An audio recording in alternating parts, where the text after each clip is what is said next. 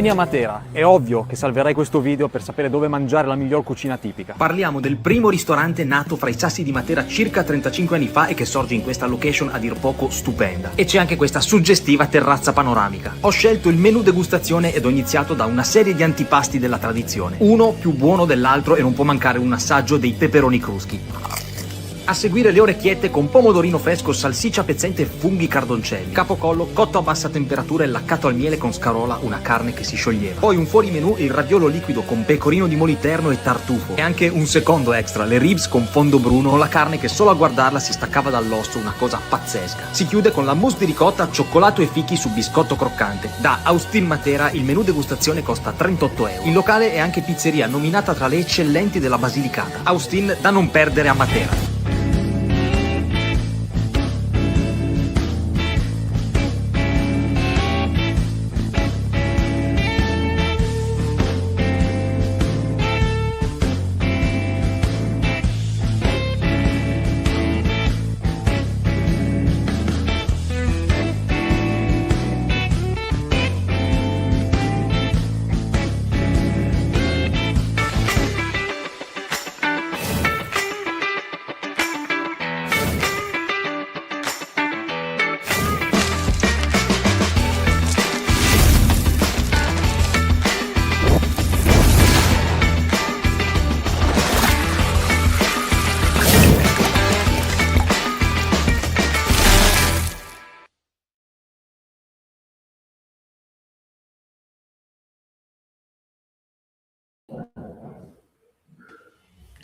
Buonasera a tutti e benvenuti amici di Officina Mediterranea, bentornati amici che ci seguite sempre su Facebook e su YouTube in diretta e anche bentornati e bentrovati a coloro che ci seguiranno per ovvie ragioni in differita.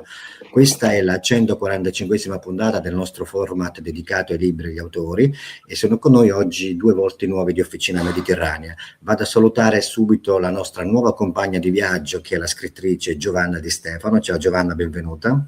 Grazie. Giovanna è una scrittrice originaria di Ragusa ma vive in Lombardia e prima di presentare il nostro ospite vorrei che dicesse qualcosa su di te perché tu sei nuova di Officina Mediterranea, sei entrata da poco nel nostro staff, però presentati agli amici di Officina Mediterranea, dici qualcosa su di te. Sì, sono appunto nata a Ragusa nel 56, vivo dagli anni 70 a Milano, amo scrivere, leggere, viaggiare.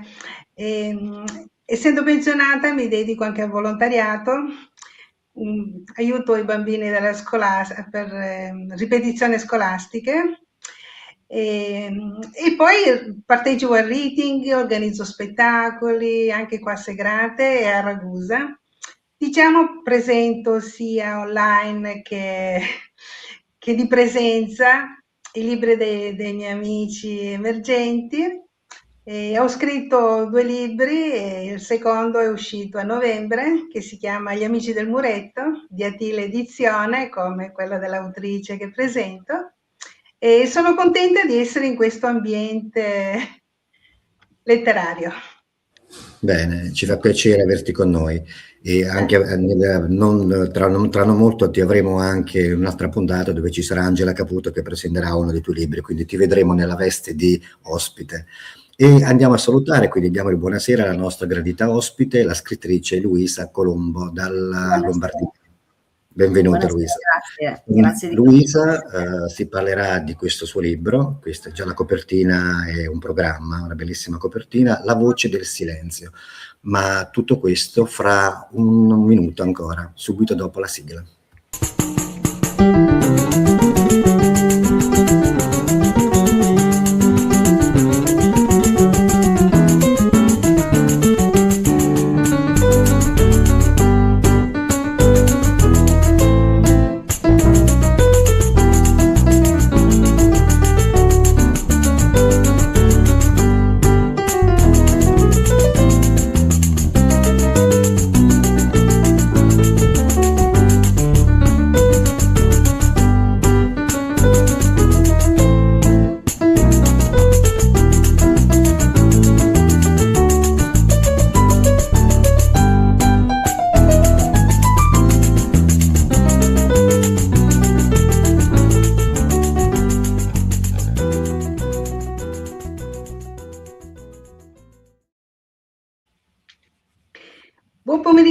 tutti voi presenti e quelli in differita. Sono Gianna Di Stefano e ringrazio Donato Rinaldi di Alma Culturas Libri Autori per la puntata odierna numero 145 che mi dà la possibilità di presentare sui canali Facebook e YouTube di OM Officina Mediterranea l'autrice Luisa Colombo con il suo bellissimo libro dal titolo La voce del silenzio, Attile Edizione. Ciao Luisa. Ciao Giovanna, grazie di questa opportunità, grazie mille. È un Sì, piacere. anche per Vi me. leggo la biografia. Luisa Colombo è nata a Milano nel 1957, si è laureata con il massimo dei voti in scienze politiche all'Università degli Studi di Pavia. Ha lavorato per oltre 30 anni nell'editoria presso il Touring Club italiano. Scrivere è sempre stata la sua passione. Felicemente sposata, adora la lettura, i viaggi e il suo adorato cagnolino. Ha già pubblicato con Leone Editore Il fiore dell'Apocalisse, che si è aggiudicato il premio speciale Milano Donna al Festival Milano International 2019, il premio speciale Fiascherino della sesta edizione del premio del Golfo dei poeti Shelley e Byron e il premio speciale Tettuccio. Al concorso nazionale di narrativa gialla, thriller, Legami pericolosi, sempre con Leone Editore.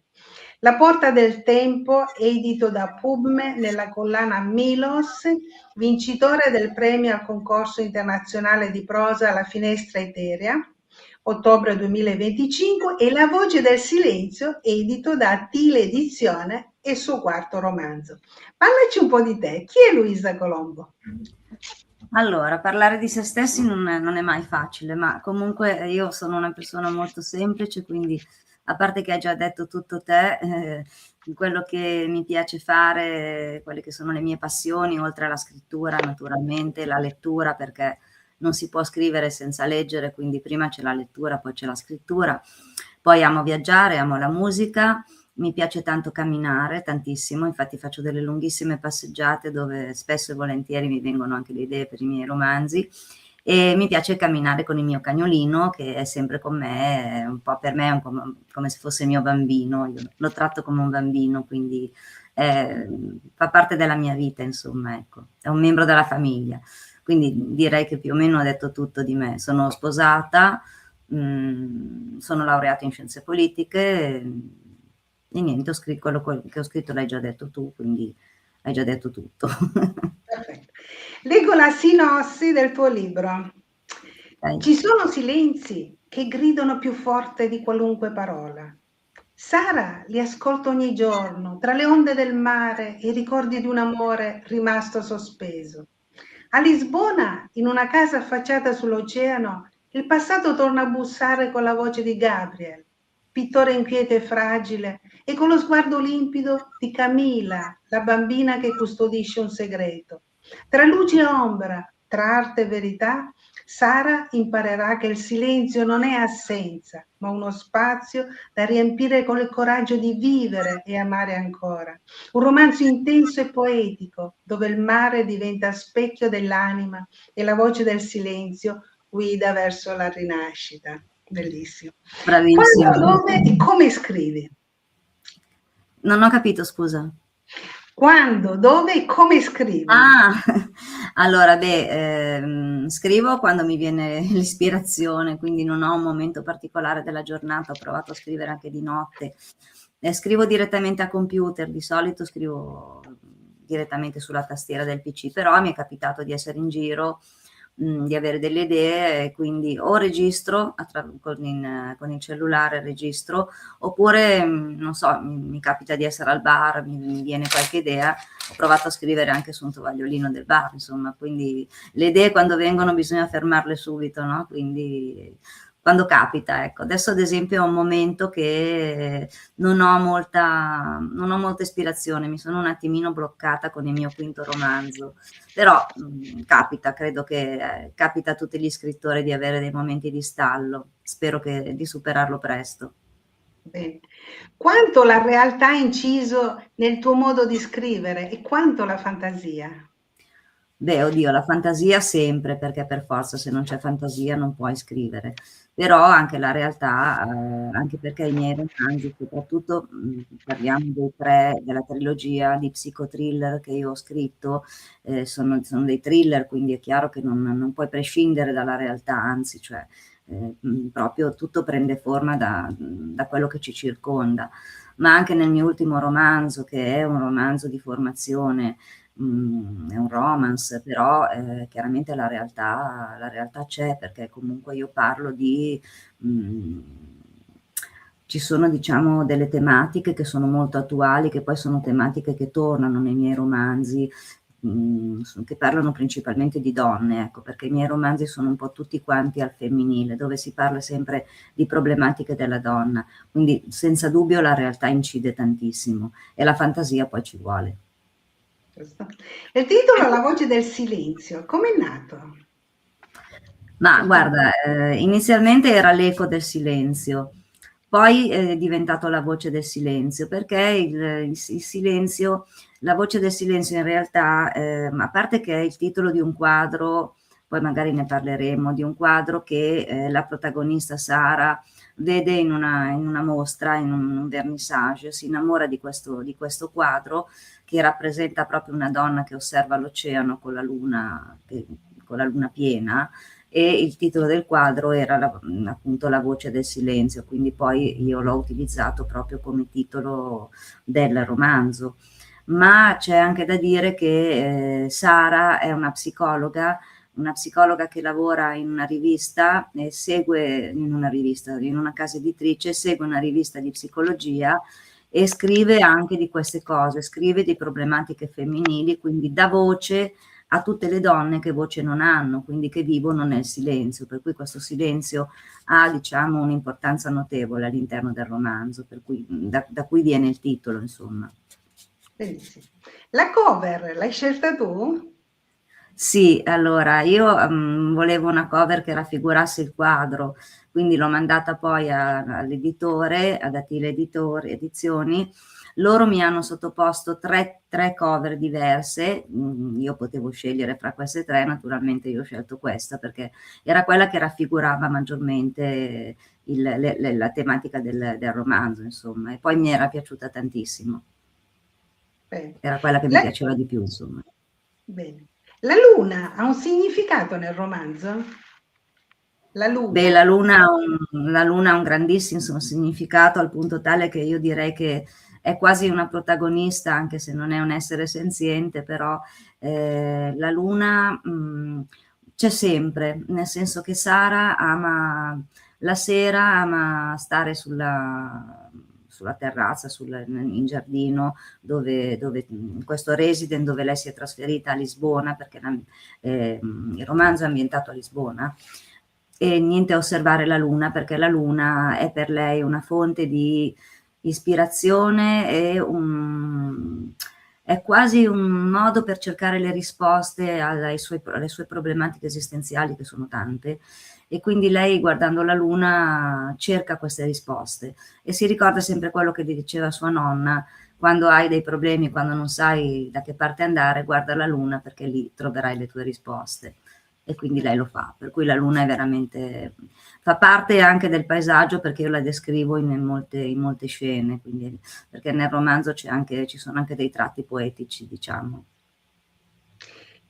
La voce del silenzio di Attila Edizione è un romanzo di crescita e formazione, con protagonista principale ancora una donna. Ci vuoi dire qualcosa? Sì, beh, come dicevo prima, nei miei romanzi le donne sono sempre protagoniste, sia nei tre psicothriller che ho scritto, che erano tutti e tre al femminile, perché per me la tematica della donna è molto importante, è una tematica molto attuale, e quindi ho ritenuto di portare avanti questo discorso sulla tematica femminile. Questo è un romanzo di crescita personale per la protagonista, per i protagonisti, non solo per Sara, perché si ritroveranno a dover lottare contro i fantasmi del loro passato e a scegliere il loro futuro, quindi si troveranno veramente a un bivio della loro vita e sarà veramente una decisione molto difficile quella che dovranno prendere. quindi c'è crescita in entrambi i personaggi, insomma, in entrambi i protagonisti. Sara è una donna con un passato difficile, che a un certo punto deve fare delle scelte importanti per la sua vita. Vogliamo farla conoscere ai nostri ascoltatori? Sì, certo. Sara, come dicevo prima, allora lei è una psicologa, si trova in un momento difficile della sua esistenza perché è reduce da un fallimento matrimoniale, quindi da un divorzio, e diciamo che questo le causa una depressione e che la porta a doversene andare dalla casa editrice, no? In realtà sono loro che la mandano via, c'è un periodo sabbatico perché sembra che lei non riesca più a rendere come rendeva prima e quindi viene invitata a prendersi questo periodo di 6 mesi, di allontanarsi dalla redazione del giornale, e quindi lei decide di punto in bianco di partire per Lisbona, perché Lisbona per lei rappresenta un punto di approdo, nel senso che aveva vissuto da bambina a Lisbona perché aveva sua nonna che abitava lì, e quindi lei Lisbona la conosce molto bene, quindi parte dalla sera alla mattina, prende il primo volo per Lisbona e se ne va. E Sara appunto vive con questi fantasmi del passato che la perseguitano e con un presente che è un futuro che è un punto interrogativo, per cui si ritrova a dover voltarsi indietro e dire dove ho sbagliato e che cosa posso fare adesso della mia vita. Quindi è un percorso molto difficile, un percorso lungo, e si ritroverà a dover fare delle scelte anche dolorose. Gabriel è l'altro protagonista del romanzo, del quale Sara si innamora. Un uomo con un passato burrascoso e una situazione alquanto complessa. Parliamo un po' di questo pittore. Allora, Gabriel è l'altro protagonista importante del romanzo, è un pittore che ha anche lui un passato abbastanza scomodo, adesso senza stare a spoilerare troppo, comunque ha avuto dei problemi nel passato, dove aveva aperto un atelier a Genova ed era stato praticamente frodato dai suoi soci, e aveva avuto anche delle storie dolorose. Il suo presente non è assolutamente positivo perché è in una situazione di rottura con sua moglie, quindi si sta separando dalla moglie e vive questa situazione difficile anche perché ha una bambina di 10 anni, tra l'altro è una bambina veramente molto, molto matura, molto sveglia per la sua età, e lui si ritrova con questa responsabilità sulle spalle di doversi occupare dell'educazione della bambina, che non è certo una cosa semplice, mediando con quello che è il suo lavoro, che per fortuna, essendo un libero professionista, gli lascia anche spazio per l'educazione della figlia. E Gabriel è una persona molto chiusa, è una persona con delle difficoltà decisionali. Lui fa fatica a decidere della sua vita, non sa prendere delle decisioni, è molto legato alla madre. La madre invece è una donna molto decisa, infatti lui pende un po' dalle labbra della madre per quando deve prendere delle decisioni difficili, e vive questo momento che è un momento molto, molto difficile per lui, molto, molto doloroso, e anche lui si ritroverà appunto a dover scegliere, a dover prendere delle decisioni, ma sarà per lui molto più difficile che non per Sara, proprio per questo suo carattere. È un uomo che appunto, come dicevo prima, che fa fatica a scegliere, quindi è molto debole. Tra i protagonisti ce ne sono due che destano molto interesse: Giulia, la madre di Gabriel, e Camila, la figlia. Ce li vuoi descrivere?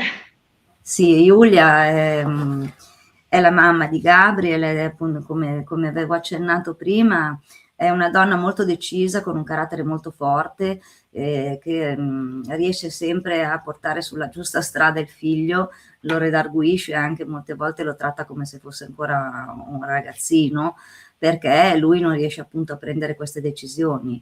Lei è molto legata alla nipotina, a Camila, questa bambina di 10 anni che sta vivendo un momento difficile perché la mamma l'ha abbandonata, la mamma di Camilla ha sofferto di depressione postpartum, quindi dopo il parto è praticamente entrata in una forma di depressione abbastanza grave e ha deciso di andarsene, quindi ha abbandonato il marito e ha abbandonato la figlia.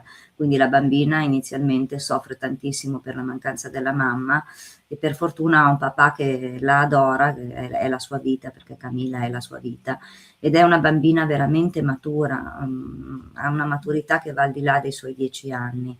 E infatti durante la stesura del romanzo ci sono dei tratti in cui Camilla quasi quasi parla come un'adulta, insomma, cioè sembra una persona adulta. E, poi non voglio dire altro perché poi succederanno delle cose con Sara, ma questo lo scoprirà il lettore, insomma. Certo. Io inizierei con le domande che ne stanno arrivando. Proviamo. Sì. Ha scritto Federica Arcuri: quale consiglio daresti a chi vuole intraprendere la tua stessa carriera oggi? Quale consiglio? Allora, intanto io non parlerei di carriera nel mio caso, perché per me è solo una passione, quindi io non scrivo, diciamo, scrivo per passione, per cui la carriera fa parte di uno scrittore non emergente come sono io.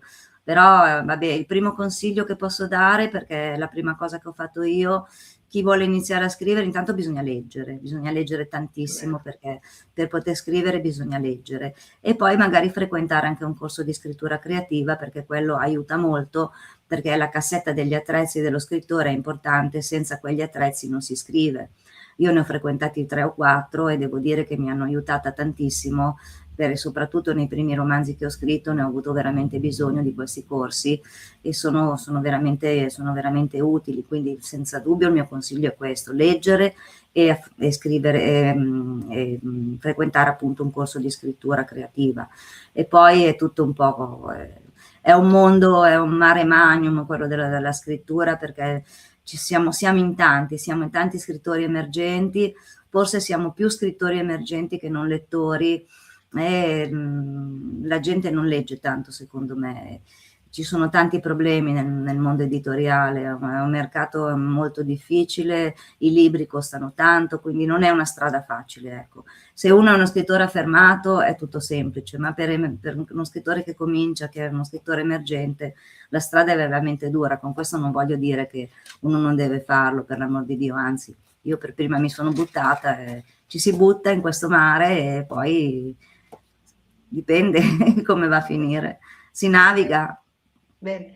Senti, c'è Stefano Amato, scrive: c'è un progetto futuro o un sogno ancora in sospeso che vorresti realizzare? Beh, un progetto futuro nel senso di un altro romanzo, credo che intenda questo. Cioè io sto continuando a scrivere, ho già scritto metà del prossimo romanzo, che sarà sempre un romanzo di formazione e di crescita, che affronterà la tematica delle malattie mentali, quindi è un romanzo abbastanza complesso perché va ad affrontare una tematica piuttosto complicata e molto attuale, quindi bisogna parlare di queste malattie mentali perché fanno ancora troppa paura, ma purtroppo ci sono ancora e anzi ce ne sono sempre di più e vanno affrontati, bisogna parlarne. E quindi ho deciso di scrivere un romanzo ambientato in un ospedale psichiatrico e questo è il mio progetto futuro. Bene. Valentina Troito scrive: come bilanci la tua vita professionale con quella personale senza sacrificare troppo nessuna delle due? Beh, per fortuna io sono in pensione, non lavoro, quindi il tempo a disposizione ce l'ho, anche se ho una mamma molto anziana, una mamma che ha 100 anni, quindi è arrivata a 100 anni, e quindi ha bisogno di assistenza, quindi molto tempo lo dedico alla mia mamma.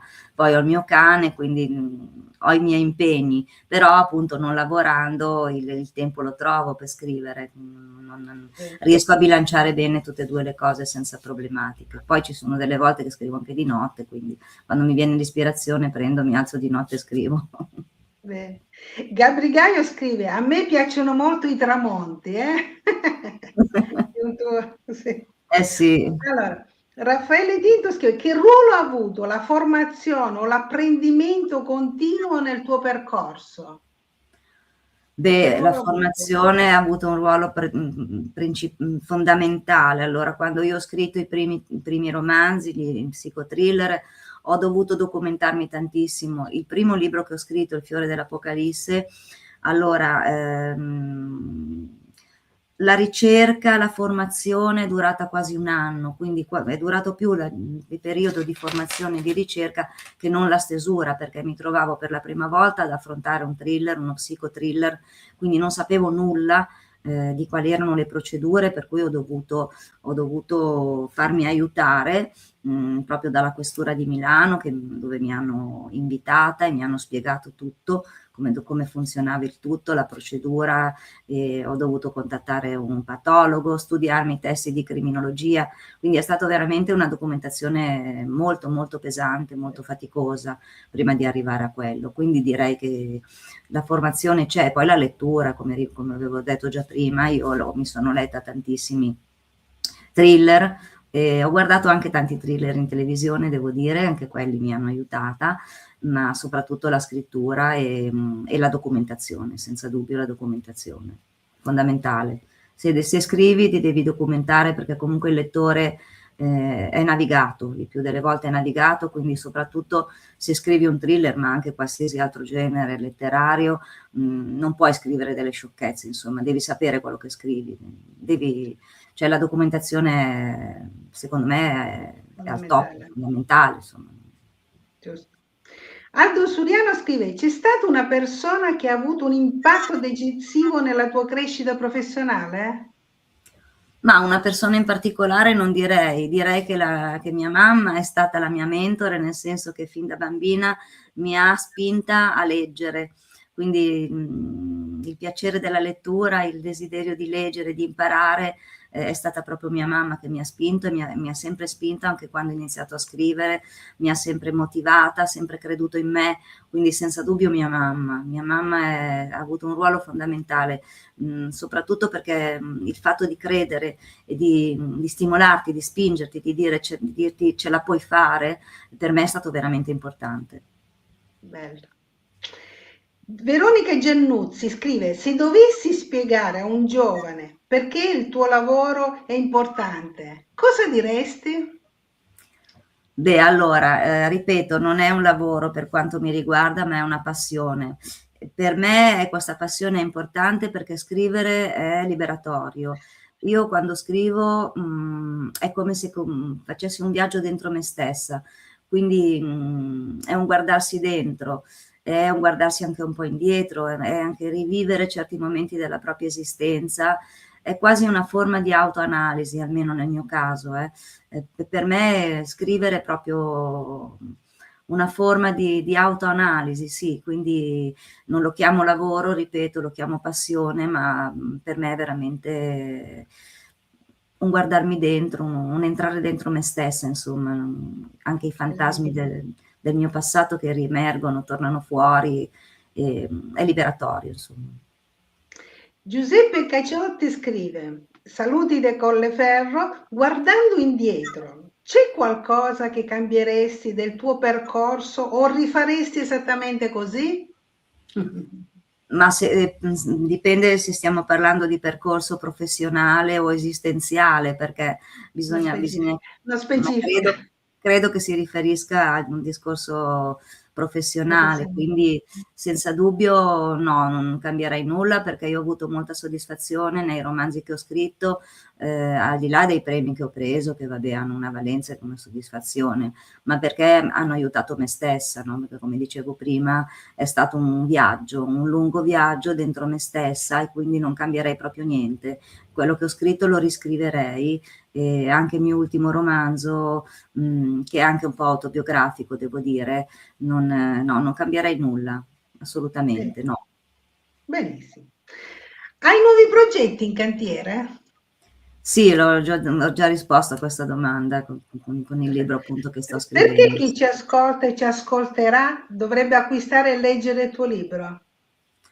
Ma perché affronta delle tematiche molto importanti, sono tematiche molto attuali, in primo luogo la resilienza, che è fondamentale, perché questo libro dimostra che in questo caso si parla di donne, come dicevo prima, i miei libri sono un po' tutti al femminile, che si può uscire da situazioni difficili, da momenti dolorosi, anche quando ci si trova dentro un tunnel o anche quando sembra che tutte le porte siano chiuse, in realtà c'è sempre una porta aperta.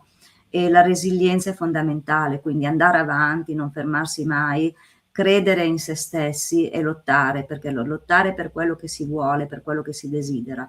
È un romanzo che affronta tematiche come la maternità negata, la depressione, ma anche e soprattutto la voglia di andare avanti, di guardare davanti, non soltanto ripiegarsi in se stessi a piangere sul proprio passato, sui propri scheletri negli armadi, cioè no, come ha fatto la protagonista, certo si è trovata in momenti in cui si è trovata proprio a un bivio, non sapeva quale strada scegliere, quindi lì è stato molto difficile.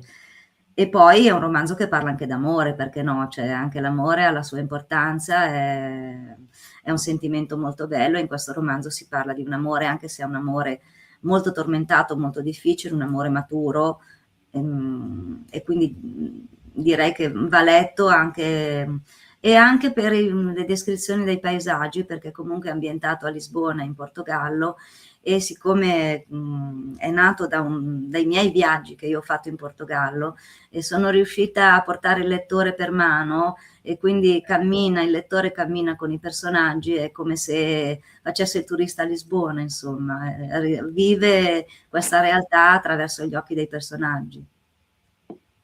Bellissimo. Dove possiamo trovare il tuo libro? Allora, vabbè, sul sito dell'editore naturalmente, si trova in tutti gli store online, Amazon, nelle librerie su richiesta, e io sono molto felice di spedirlo a chi me lo chiede personalmente, perché lo mando tranquillamente, lo spedisco con anche un gadget, e naturalmente con la mia dedica personalizzata. Quindi chi lo desidera può anche chiedermelo personalmente. Perfetto. Leggo velocemente 2 righe di questa bambina deliziosa, Camilla. Il tuo cucciolo è meraviglioso e io amo i cani. Come ti chiami? Le chiese chinandosi per accarezzare il piccolo. Camilla, e lui Matisse, il mio amico. E tu? Io mi chiamo Sara. Non sei di qui però, vero? Chiese Camilla, accarezzando il cane. No, sono italiana, sono in vacanza. Tu abiti qui vicino? Sì, laggiù, vedi. Le indicò con la manina una villetta che si scorgeva al termine della lunga spiaggia. Però qui ci sto solo in estate, mi piace tanto perché posso giocare con Matisse, una bambina deliziosa. È stato un libro stupendo, guarda. Grazie. Ti ringrazio per aver partecipato. Aspetta, che c'è un'altra cosa. Io desidererei avere una compagnia, sia amicizie che altro al giorno d'oggi. Molte persone sono nel vuoto e depresse. No, non ho capito. Io desidererei avere una compagnia, sia amicizie che altro al giorno d'oggi. Molte persone sono nel vuoto e depresse. Sì, non capisco bene qual è la domanda, comunque è vero, la depressione è purtroppo una realtà anche molto, molto diffusa, anche se non se ne parla mai, non se ne vuole parlare, perché c'è molto ostracismo nei confronti di queste malattie, delle malattie mentali, che però sono anche molto subdole a volte. E diciamo che la solitudine è una delle principali cause poi della depressione, non la principale, però è una delle cause. La depressione è una malattia, non bisogna avere paura di dire non sto bene, sono depresso, cioè di solito chi è depresso si nasconde, invece no, bisogna chiedere aiuto, perché la depressione ha bisogno, cioè la persona depressa ha bisogno di farsi aiutare, deve farsi aiutare per uscirne, perché altrimenti non se ne esce. È vero. Più ti chiudi peggio, è vero. Sono animalista, amo queste creature, chi trova un animale trova un tesoro, si riferisce al cagnolino. Questo amore. senz'altro, perché ripeto, per me il mio cagnolino è un bambino e sono convinta che gli animali siano molto meglio di noi e ti danno Sì. tanto amore incondizionato, non chiedono nulla in cambio. Sono una compagnia anche. Sì, Sono sì, una sono straordinari. Comunque hanno scritto da tutta l'Italia, bellissimo. Grazie, Leggo, scrivono di dove arrivano, è stupendo. mi fa Comunque piacere, grazie a tutti. vi ringrazio di aver partecipato e arrivederci a tutti. Arrivederci, grazie per chi ci ha seguito. Grazie. Grazie.